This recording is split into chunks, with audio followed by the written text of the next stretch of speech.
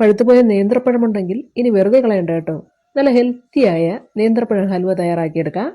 കുട്ടികൾക്കും മുതിർന്നവർക്കുമെല്ലാം ഒരുപോലെ കഴിക്കാൻ പറ്റിയ, ദിവസങ്ങളോളം കേടുകൂടാതിരിക്കുന്ന നല്ല ഹെൽത്തി ആയിട്ടുള്ള നേന്ത്രപ്പഴം ഹൽവ.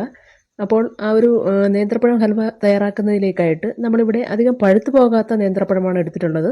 ഇതൊരു 4 മീഡിയം വലുപ്പമുള്ള നേന്ത്രപ്പഴമാണ്. ആദ്യം നമുക്കിതൊന്ന് പുഴുങ്ങിയെടുക്കാം.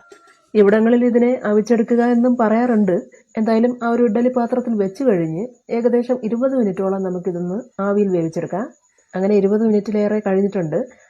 നേന്ത്രപ്പഴമെല്ലാം നല്ലതുപോലെ വെന്ത് കിട്ടി. ഇനി ഇതിലെ ആ ഒരു ചൂട് കംപ്ലീറ്റ് ആയിട്ട് മാറി വരുമ്പോഴേക്കും നമുക്കിത് കഷ്ണങ്ങളാക്കി അതിനുള്ളിലെ ആ ഒരു കറുത്ത അരിമണികൾ പോലുള്ള സാധനം അതൊന്ന് എടുത്ത് മാറ്റാം. അല്ലെങ്കിൽ അരച്ചെടുക്കുന്ന സമയത്ത് കാണാൻ അത്ര ഭംഗിയൊന്നും ഉണ്ടാവില്ല.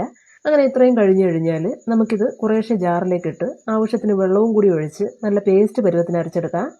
അങ്ങനെ ഈ ഹൽവ തയ്യാറാക്കാൻ ആവശ്യമായ നേന്ത്രപ്പഴമെല്ലാം കറക്റ്റ് അരച്ച് റെഡിയാക്കി